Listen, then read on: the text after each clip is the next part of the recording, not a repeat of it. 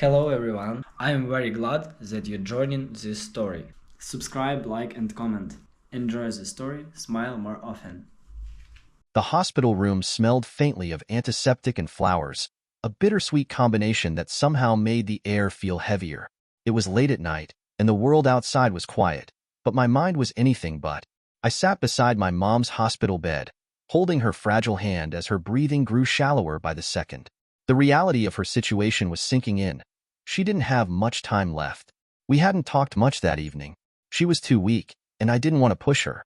But as the minutes ticked by, her grip on my hand tightened, just slightly, and she turned her head toward me.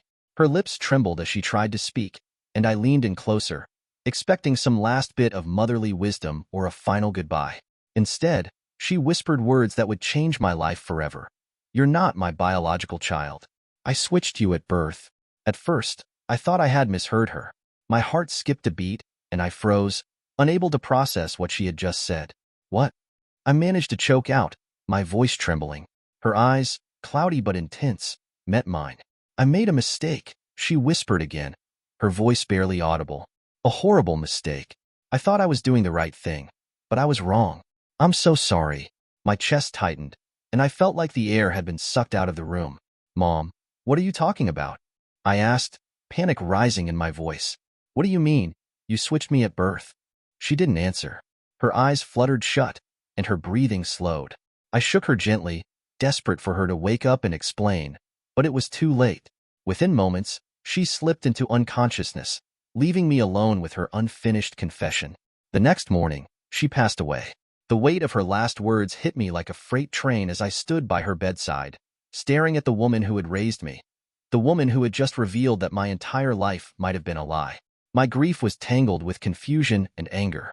Who was I? Who were my biological parents? Why would she do something like this? For the rest of the day, I walked around in a daze, replaying her words over and over in my mind. I tried to remember every detail of our conversation, every nuance in her expression, searching for clues to make sense of what she had said. But there was nothing. She was gone, and with her went the answers to the questions that now consumed me. I couldn't tell anyone, not yet. How do you even start a conversation like that? "Oh, by the way, Mom said I'm not her biological child right before she died."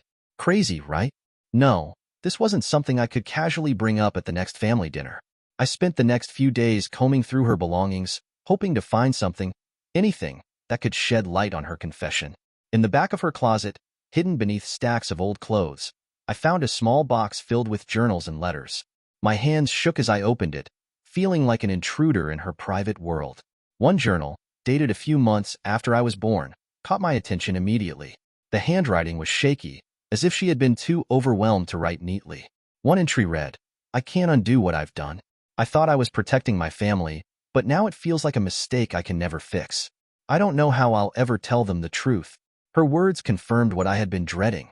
She hadn't been lying. She had switched me with another baby at the hospital, and she had kept it a secret for my entire life. My hands trembled as I closed the journal, my mind racing with 100 questions. What had driven her to make such a drastic decision? And what did this mean for me now? I decided to start where it all began, the hospital where I was born. I called their records department, explaining that I needed information about my birth for personal reasons. The woman on the other end of the line was polite but firm. "I'm sorry, but records that old aren't easily accessible. You'd need a court order or a direct request from your parents." My heart sank. My mom was gone, and my dad. I wasn't ready to tell him. He had been devastated by her death, and I couldn't bring myself to add this to his grief. For now, the hospital records were a dead end. That night, as I lay awake staring at the ceiling, I realized there was only one way to find the answers I needed: a DNA test. It felt strange, almost intrusive, to send my DNA off to some lab, but I didn't see any other option. If I couldn't rely on my mom to give me the truth, maybe science could. The waiting period for the results was excruciating. Every day felt like an eternity as I tried to go about my life, pretending everything was normal. But inside, I was anything but normal. Every interaction with my family felt strained, as if I were watching them from a distance. Was I even a part of them? Finally, weeks later, the results arrived. My hands trembled as I opened the email, scanning the document for answers. What I found left me speechless. Not only did the results confirm that I wasn't biologically related to my parents, but they also matched me with several relatives I had never heard of before. One name stood out, Elaine. The results suggested she was a close relative, possibly an aunt. My heart raced as I realized this might be the first clue in unraveling the mystery of who I really was. The days following my mom's death were a blur of grief, confusion, and unanswered questions. I'd wake up each morning expecting to hear her voice, only to be reminded that she was gone. But her final confession haunted me more than her absence. Had she really switched me at birth? Was my entire life a lie? I couldn't focus on anything else. Every interaction with my family felt strained and surreal, as if I were observing someone else's life. When my dad asked how I was holding up, I mumbled a generic response, too afraid to tell him the truth. How could I bring this up when he was already grieving? Still, I couldn't sit with the uncertainty. One evening, I returned to her house to sort through her belongings, hoping to find something that would explain her confession. Hidden in the back of her closet, behind a box of photo albums and mementos, I found a stack of journals. My hands shook as I opened the first one, its pages filled with my mom's neat handwriting. Flipping through the entries, I stumbled upon one that stopped me cold. It was dated a few months after I was born and read, "I can't undo what I've done. I thought I was protecting my family, but now it feels like a mistake I can never fix. I don't know how I'll ever tell them the truth." I read the sentence over and over, my chest tightening with every word. There it was in black and white, proof that her confession wasn't just the ramblings of a dying woman. She had switched me at birth, and she had lived with the guilt ever since. I kept reading, hoping to find more details, but the entries were vague, filled with cryptic mentions of the other family and the choice I made. It was clear she had been wrestling with this secret for decades, but she hadn't left behind a clear explanation. As much as I wanted to confront my dad, I couldn't bring myself to do it. He was already devastated, and I didn't want to pile this onto his grief. Instead, I decided to look elsewhere for answers. The hospital where I was born seemed like a logical place to start. When I called, the woman on the other end was polite but unhelpful. "I'm sorry," she said. "Records from that time are archived and not easily accessible. You'd need a court order or a request from your parents to retrieve them." I hung up feeling frustrated and defeated. My mom was gone, and I wasn't ready to tell my dad, so the hospital records were a dead end. But the need to know gnawed at me, and I knew I couldn't stop there. After much deliberation, I decided to take a DNA test. It felt strange, almost invasive, to send my DNA to a company and wait for answers about my identity, but I didn't see another option. If my mom wouldn't, or couldn't, give me the truth, maybe science could. The waiting period was agonizing. Every day felt like an eternity as I imagined what the results might reveal. Who were my biological parents? Did they even know I existed? Were they still alive? The questions swirled in my mind, keeping me awake at night. Meanwhile, I avoided my family as much as possible. My dad noticed my distance and asked if I was okay, but I brushed it off. Just tired, I'd say. How could I explain what I was going through when I didn't even understand it myself? Finally, weeks later, the results arrived. My hands trembled as I opened the email and scanned the document. The first thing I saw confirmed what I had been dreading. I wasn't biologically related to my parents. A knot formed in my stomach as I scrolled through the list of matches, names of people who shared my DNA but were complete strangers to me. One name stood out, Elaine. The test indicated she was a close relative, possibly an aunt.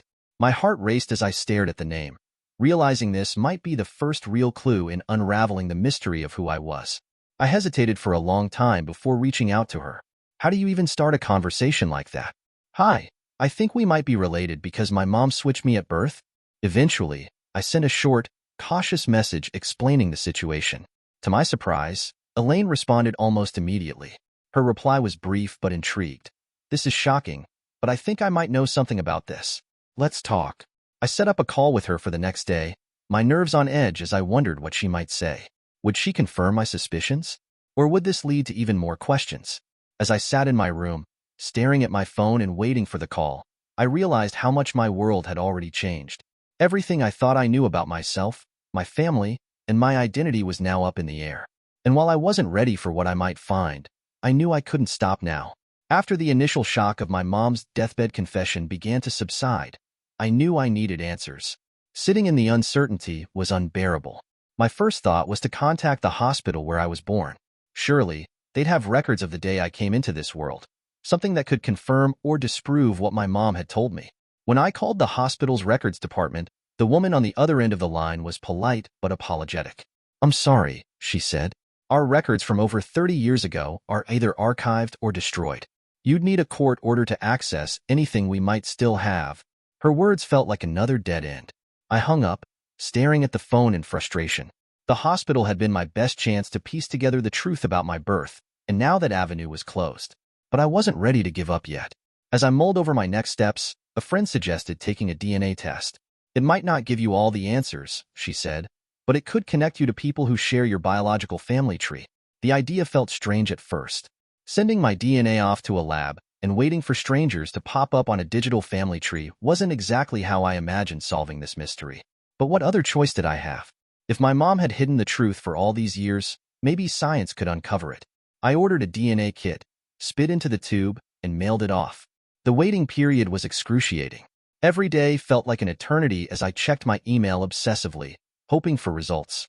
The thought of discovering distant relatives, or even a biological parent, was both thrilling and terrifying. In the meantime, I decided to tell my dad about what I had discovered. I wasn't sure how he'd react, but I couldn't keep it to myself any longer. One evening, as we sat in his living room surrounded by the remnants of my mom's things, I blurted out the truth.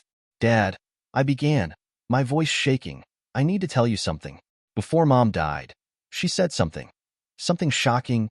His face softened with concern. "What is it?" he asked. "She told me I'm not her biological child. She said she switched me at birth." To my surprise, my dad didn't look as shocked as I expected. Instead, he sighed deeply and leaned back in his chair. "I always wondered," he admitted. "Your mom never wanted to talk about the day you were born. She avoided the topic whenever I brought it up. I didn't think much of it at the time, but now it all makes sense." His admission only deepened my determination to uncover the truth. If even he had suspected something was amiss, there had to be more to the story. As we talked, he shared small, fragmented memories of that time, moments that now seemed suspicious in hindsight. "I remember she was unusually anxious when we brought you home," he said. "She kept checking on you, as if she was afraid something would happen. At the time, I thought it was just new mom nerves, but now—" His voice trailed off, and we sat in silence, both lost in our thoughts. A week later, the DNA results finally came in. My hands trembled as I opened the email, scanning the document for answers. The first thing I noticed was that I wasn't biologically related to my parents. Seeing it in black and white made it real in a way I hadn't fully prepared for. As I scrolled through the list of DNA matches, one name stood out: Elaine. According to the results, she was a close relative, possibly an aunt. My heart raced as I stared at the name, wondering what connection she might hold to my biological family. It took me a while to gather the courage to reach out. What do you even say to someone in this situation? "Hi, I think you might be my aunt because my mom switched me at birth?" Eventually, I settled on a simple, cautious message. "Hi, I recently took a DNA test, and it says we might be related. I'd love to connect and learn more about our family history." To my surprise, Elaine responded almost immediately. Her reply was brief but encouraging. "This is unexpected, but I'd be happy to talk. When's a good time for a call?" The next day, I sat by my phone, nervously waiting for her call. When it finally rang, I took a deep breath and answered. "Hi, Elaine," I said, my voice shaky. "Hi," she replied warmly. "This is also surprising. I've been doing family research for years, but I've never come across something like this." We spent the next hour talking, and as we pieced together details, a picture began to form. Elaine mentioned her niece, Sarah, who had always joked that she didn't feel like she belonged in their family. "She used to say she was switched at birth," Elaine said, "but we never took her seriously. Maybe she was right after all." As the call ended, I felt a mix of excitement and apprehension. This was the first real lead in unraveling the mystery of my identity. But if Sarah was the baby my mom had switched me with, what would meeting her mean for both of us? The email notification popped up late one evening as I was absent-mindedly scrolling through my phone. My DNA results were in. My hands trembled as I clicked the link, my pulse racing with anticipation and dread. The page loaded, and the first line confirmed what I already suspected but still wasn't fully prepared to see. I wasn't biologically related to my parents. My chest tightened as I scrolled through the report. It listed my genetic matches, a collection of names I didn't recognize. Then one stood out: Elaine. The results indicated she was likely a close relative, possibly an aunt. A mix of curiosity and fear swirled inside me. Who was Elaine? And what did her connection to me mean? Taking a deep breath, I composed a message through the testing site. Hi, Elaine. I wrote cautiously. I recently took a DNA test and found out some surprising things about my family history. The results suggest we're related, and I'd love to connect to learn more if you're open to it. To my surprise, Elaine replied the very next day. Her message was brief but intrigued. This is shocking, but I think I might know who you are. Can we talk? We scheduled a call for the following afternoon. I barely slept that night, my mind racing with possibilities. What did Elaine mean by "I might know who you are"? Was this finally the lead I had been searching for? The next day, I sat at my desk, my phone clutched tightly in my hand, waiting for her call. When it rang, I took a deep breath and answered. Hi, this is Elaine, a warm, slightly nervous voice said. Hi, Elaine, I replied, my own voice shaking. Thank you for getting back to me so quickly. This is a lot to take in. I can imagine, she said. I've been doing family research for years, but I've never come across anything like this. We dove into the details, and as we talked, a picture began to form. Elaine mentioned her niece, Sarah, who had always felt out of place in their family. She used to joke that she was switched at birth, Elaine said, her tone half amused, half somber. But we always thought she was being dramatic. Now, I'm not so sure. My heart raced as she continued. Sarah's always been different from the rest of us. Different features, different interests. We love her, of course, but she's mentioned feeling like she didn't belong. Could it be possible that? Her voice trailed off, but I knew what she was suggesting. It might be, I said quietly, the weight of her words sinking in. If Sarah and I had been switched at birth, that meant she was living the life I was supposed to have, and I was living hers.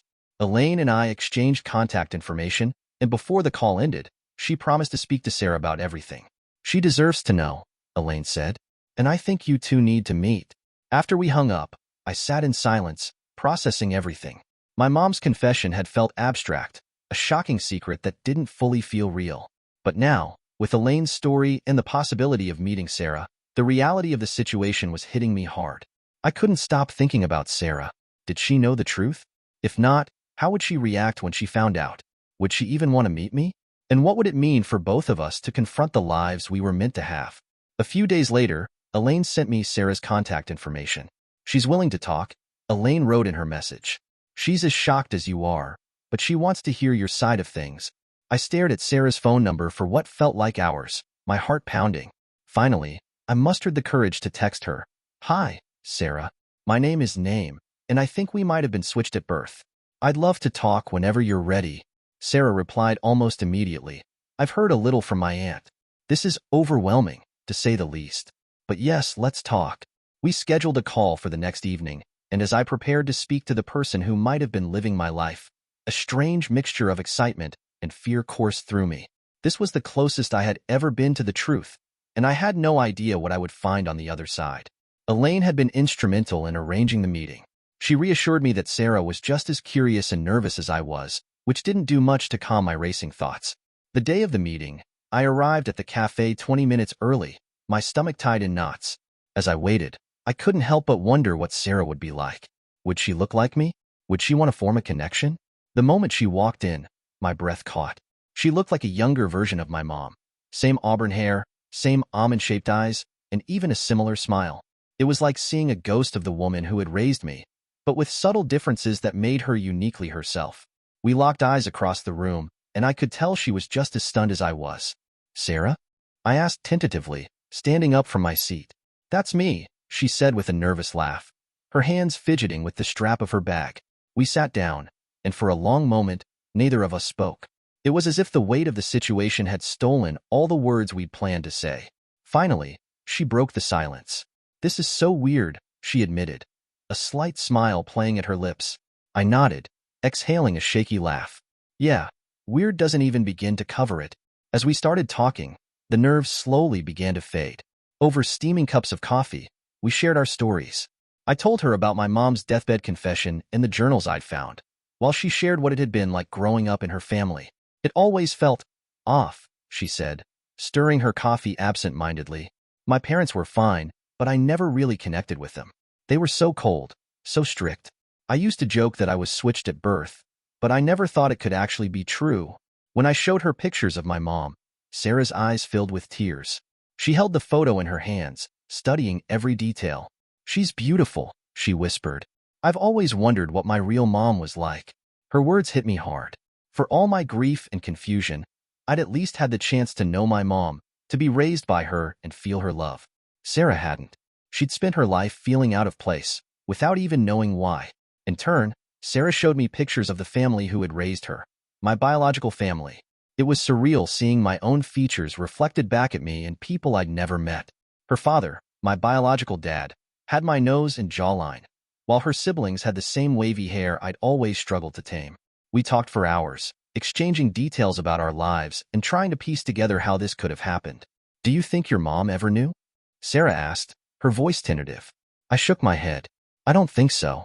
My mom was overwhelmed with guilt about what she did, but she never mentioned anything about your parents." Sarah's expression softened. "That must have been so hard for her," she said. "And for you." Her empathy took me by surprise, and for the first time since this ordeal began, I felt a flicker of hope. Maybe this didn't have to be just a tragedy. Maybe we could find something meaningful in the chaos. As we wrapped up our meeting, Sarah smiled at me hesitantly. "So, what happens now?" she asked. I didn't have a clear answer. "I don't know," I admitted. "But I think we should take it one step at a time. Maybe we can figure this out together." She nodded, her smile growing more confident. "I'd like that." As we said our goodbyes and went our separate ways, I felt a strange mix of emotions. Grief for the life we might have had, gratitude for the connection we were beginning to build, and a cautious hope for whatever came next. After our first meeting, Sarah and I agreed that we couldn't let the mystery of our lives remain unsolved. Both of us needed closure, not just for ourselves, but for the families whose lives had been altered by this unimaginable twist of fate. Our first step was revisiting the hospital where we were born. I hoped that by showing up in person, we might uncover something the phone call hadn't. Sarah and I arrived early in the morning, our nerves barely contained as we walked through the front doors of the aging building. The receptionist was polite but unhelpful. "I'm sorry, but records from that far back are archived," she said. "Without specific permissions or court orders, there's not much I can do." But Sarah, ever the more assertive one, pressed on. "Is there anyone who might remember working here back then?" she asked. "Someone who might know something about the maternity ward in the early 1990s? After some hesitation, the receptionist leaned in and whispered, "There's Margaret. She's a retired nurse who still volunteers here sometimes. She worked in the maternity ward for decades. Let me see if she's in today." By some stroke of luck, Margaret was in the hospital's volunteer office that day. She was an older woman, with kind eyes and a cautious demeanor. When we explained why we were there, her face paled. "I remember that day," she said, her voice low. "There was this situation, but it's not something I like to talk about." Sarah and I exchanged a glance. "Please," I said. "We need to know what happened." Margaret sighed, her gaze distant as she recalled the events. "There was a mix-up in the nursery," she admitted. "Two babies were placed in the wrong bassinets. It was a chaotic day. We were short-staffed, and the nursery was full. When we realized the mistake, we corrected it immediately." I felt a flicker of relief, until she continued. "But when we told the mothers, one of them refused to switch the babies back." "What?" Sarah and I said in unison, our voices filled with disbelief. Margaret hesitated, her expression conflicted. "It was your mom," she said, looking at me. "She said it was meant to be, that she had bonded with you and couldn't imagine giving you up." The other mother was devastated. "But your mom," she was insistent. The weight of her words hit me like a physical blow. My mom had knowingly taken someone else's child, taken Sarah, and left her own biological child behind. "Did anyone stop her?" I asked, my voice shaking. Margaret shook her head sadly. "Back then, things weren't as tightly regulated as they are now. It was a different time. The hospital didn't want a scandal, and your mom was so adamant." The other mother eventually gave in, but I could see how much it hurt her. I glanced at Sarah, whose face was a mixture of shock and pain. "Do you know anything about the other mother?" Sarah asked, her voice barely above a whisper. Margaret nodded. "Her name was Patricia. She was young, maybe in her early 20s, and she had the same auburn hair as you, dear." She pointed to Sarah. "She loved her baby very much. I'm sorry this happened to you both." We left the hospital in silence, each of us grappling with the weight of what we had learned. My mom's actions, though rooted in love, had caused immeasurable pain, not just for Patricia, but for Sarah as well. As we sat in Sarah's car, she finally broke the silence. "She stole my life," she said, tears streaming down her face. "I've always felt like I didn't belong, and now I know why. Your mom took me away from the family I was supposed to have. Her words stung, but I couldn't deny their truth. I'm so sorry, I said. I wish I could make this right, but I don't know how. We need to find Patricia, Sarah said firmly. I need to know who my real mom is, and you need to know who your biological family is. For the first time, I felt a flicker of hope amidst the chaos. We had a name now, Patricia. Maybe finding her would finally give us the answers we needed. After our conversation with Margaret, I couldn't stop thinking about my mom's decision to keep me. Why would she make such a drastic choice? What could have driven her to switch two babies and alter the course of multiple lives forever? Determined to find answers, I revisited her journals. Most of the entries were filled with everyday musings, her thoughts on life, her worries, and her dreams for our family. But tucked away in one of the older journals, I found a passage that made my blood run cold. I couldn't let them take you. I knew the truth about your real parents, and I couldn't let you go back to them. What truth was she talking about? The vague wording only raised more questions. I shared the entry with Sarah, who was just as confused as I was. Do you think she knew something about my biological family? Sarah asked. With this new lead, we began digging into Sarah's biological parents, Patricia and her husband. Elaine helped us fill in some of the blanks, providing names and a few pieces of family history. What we discovered was shocking. Sarah's father, Edward, had a criminal record that spanned years, including charges for domestic violence and assault. Her mother, Patricia, had struggled with severe mental health issues, including multiple stays in psychiatric facilities. Together, they painted a picture of a deeply unstable home environment. The more we uncovered, the more it started to make sense. My mom must have learned about their troubled past, either during her stay at the hospital or shortly after. Her decision to keep me, though morally and ethically questionable, was likely driven by a desire to protect me from what she believed would have been a dangerous and chaotic upbringing. For Sarah, the revelations were devastating. I always wondered why I felt so out of place, she said, her voice trembling. But I never imagined it was because I wasn't supposed to be there in the first place. Her pain was palpable, and I felt a deep sense of guilt for having had the life she was supposed to live. I'm so sorry, Sarah, I said, tears welling in my eyes. I don't know how to make this right. It's not your fault, she replied, though her tone was heavy with sadness. Your mom thought she was doing the right thing. But it doesn't change the fact that my real family was taken from me. As we pieced together more of the story, I couldn't help but feel conflicted. My mom's actions had protected me from what could have been a tumultuous and harmful childhood, but at what cost? Sarah had grown up feeling like she didn't belong, while Patricia had been robbed of the chance to raise her biological child. Sarah's resolve hardened as we continued our research. I need to meet Patricia, she said firmly. I need to hear her side of the story and understand what really happened. I nodded, knowing this was the next step in our journey, but deep down, I couldn't shake the nagging feeling that confronting Patricia might open a whole new Pandora's box of pain and unanswered questions. Still, I knew there was no turning back now. We had come too far to stop, and both Sarah and I deserved to know the full truth about the choices that had shaped our lives.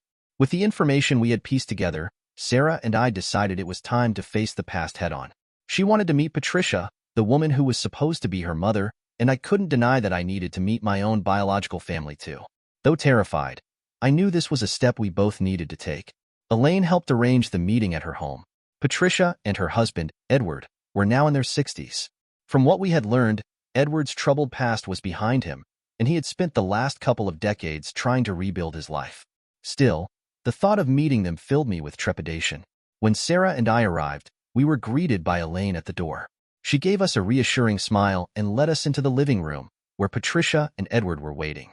The moment I stepped inside, the room fell silent. Patricia's eyes locked onto mine, and tears immediately welled up. I knew it, Patricia whispered, her voice trembling. I always knew something wasn't right that day at the hospital. Edward placed a hand on her shoulder, his expression a mixture of guilt and sorrow. We always wondered what happened, he said, but we didn't have the power or resources to push back. The atmosphere was heavy with emotion as we sat down to talk. Patricia shared her side of the story, recounting the day at the hospital when Margaret had informed her of the mix-up. I knew that baby wasn't mine the moment they handed her to me, she said, her voice breaking. But when I tried to speak up, the hospital staff insisted everything was fine. And then your mother. Her tone shifted as she described how my mom had intervened. She was so calm, so sure of herself. She said she had bonded with you and couldn't let you go. I was young, overwhelmed, and no one believed me. I didn't know what to do. Hearing her story was like a punch to the gut. It confirmed everything Margaret had told us, but hearing it directly from Patricia made it feel even more real. "I'm so sorry," I said, my voice barely above a whisper. "For everything you've been through." Patricia reached across the table and took my hand. "It's not your fault," she said. "You were just a baby. None of this is your doing." As we talked more, I found myself torn. On one hand, Patricia and Edward were kind, loving people who clearly cared deeply about the child they lost. On the other hand, their home life had been fraught with struggles. Patricia's mental health issues had been real, and while Edward claimed to have turned over a new leaf, I couldn't ignore his history. It was clear that my life with the woman who had raised me, despite her flawed decision, had been far more stable and nurturing than what I might have experienced growing up with Patricia and Edward. Sarah, too, was grappling with complex emotions. As she listened to Patricia's story, tears streamed down her face. "I've spent my whole life feeling like I didn't belong," she said, "and now I understand why. But it doesn't make it easier." Patricia nodded, her eyes full of regret. "I wish I could have been there for you," she said. "I wish I could have raised you, given you the love and support you deserved." The meeting ended with hugs and more tears, but it wasn't exactly closure. If anything, it opened up even more questions about the lives we could have had. Still, it was a step forward, a chance to confront the truth and begin the process of healing. As Sarah and I drove home, she turned to me and said, "This is just the beginning, isn't it?" I nodded, gripping the steering wheel tightly. "Yeah, but at least now we know where we came from. That's something." After meeting Patricia and Edward, Sarah and I knew the journey wasn't over. The revelations about our past had created both wounds and opportunities to forge new connections and mend old ones. We decided to take the next step, introducing each other to the families who had raised us. The first meeting was between Sarah and my dad. I was nervous about how it would go, but my dad surprised me. He greeted Sarah with warmth and kindness, pulling her into a gentle hug as soon as she walked through the door. "You look so much like her," he said, his voice thick with emotion as he gestured to an old photo of my mom. Sarah, though overwhelmed, handled the moment with grace. "I've always wondered what she was like," she said, her eyes glistening. It's comforting to know she was such a loving person. The three of us spent hours talking that evening, sharing stories and memories that bridged the gap between our two worlds. A week later, it was my turn to meet Patricia and Edward again, this time with Sarah as my guide. She wanted me to see their family dynamic, to understand the life I might have had. Their home was modest but filled with warmth, and Patricia greeted me with an unexpected sense of familiarity. "You have Edward's eyes," she said with a soft smile. Edward, for his part, seemed nervous but genuine. He apologized for the way things had turned out, admitting, "I wasn't the man I should have been back then, but I've tried to be better."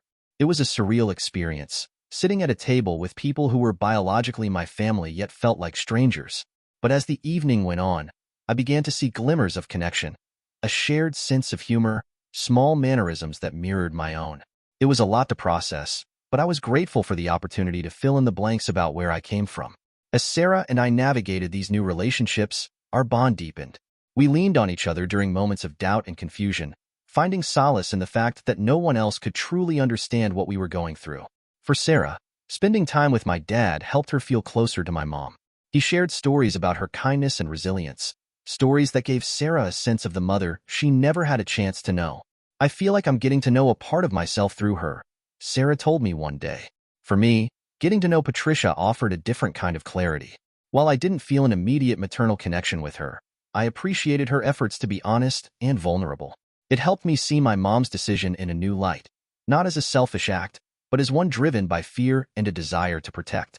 The most surprising development was how our families began to connect with each other. Elaine took on the role of mediator, organizing small gatherings where everyone could get to know one another. At first, there were awkward silences and hesitant exchanges, but over time, those moments gave way to genuine conversations and even laughter. While forgiveness didn't come easily, understanding began to take its place. My dad and Patricia shared a quiet moment during one of these gatherings, both reflecting on the choices and circumstances that had shaped our lives. "None of this was fair to anyone," Patricia said, her voice soft, "but I hope we can find a way to move forward." And slowly, we did. The months that followed were a whirlwind of emotions, but they brought clarity and a sense of peace I hadn't thought possible. The tangled web of our lives, of choices made decades ago, had unraveled, leaving space for something new. I spent a lot of time reflecting on my mom's decision. While it was easy to feel anger at first, I came to realize that her actions, however flawed, were rooted in love and fear. She had been a young mother, desperate to protect her child from what she saw as a dangerous situation. Did that justify what she did? Maybe not. But understanding her motivations helped me find forgiveness. Sarah and I grew closer with each passing day. We laughed about the quirks we shared, marveled at how our lives had crossed paths in such an extraordinary way, and leaned on each other as we pieced together the fragments of our stories. What began as a shocking revelation had turned into a bond that felt unshakable. Our families, too, began to find a sense of unity. My dad, once so hesitant to accept the truth, embraced Sarah as though she were his own. He even gave her one of my mom's keepsakes, a small bracelet she had worn as a young woman. "She would have wanted you to have this," he told Sarah, his voice breaking. Patricia and Edward, though still grappling with their own guilt and regrets, welcomed me into their lives with open arms. Patricia often wrote me letters, sharing stories about her family and apologizing for the time we had lost. While I didn't feel an instant connection, her efforts meant a lot to me. Elaine continued to act as a bridge between everyone, her unwavering optimism helping us navigate the complexities of our new reality. "Families aren't perfect," she said one evening during a quiet dinner. "But the fact that you're all trying, that's what matters." For Sarah and me, the journey didn't end with uncovering the truth. It was just the beginning. We celebrated milestones together, from birthdays to small personal victories, and supported each other through moments of doubt and healing. One day, while we were looking through old photos, Sarah said, "You know, it's funny. For years, I felt like I didn't belong anywhere. But now, I feel like I have more family than I know what to do with." Her words stuck with me. This experience had taught me that family isn't confined to bloodlines or shared histories. It's about love, understanding, and the willingness to embrace even the messiest parts of each other's lives. In the end, I may never fully understand why things happen the way they did, but I've come to accept that my identity, like family, is a journey, one that's constantly evolving. What started as a devastating revelation became an opportunity to redefine who I am and what family means to me. And while the scars of the past remain, they've shaped me into someone who knows the true value of connection and belonging. This chapter of my life may have been unexpected, but it's one I wouldn't trade for anything.